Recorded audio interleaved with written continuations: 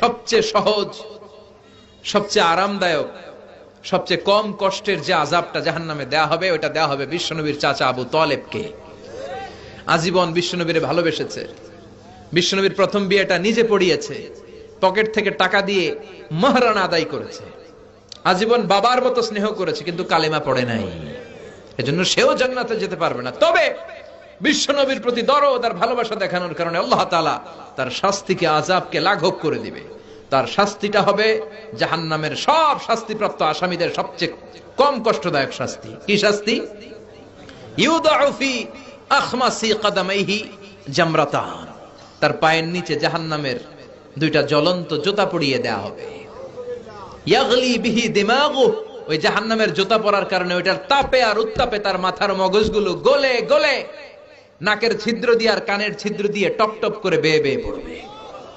সবচাইতে সহজ শাস্তি। আল্লাহ এই কঠিন আযাব থেকে তুমি আমাদের বাঁচাও।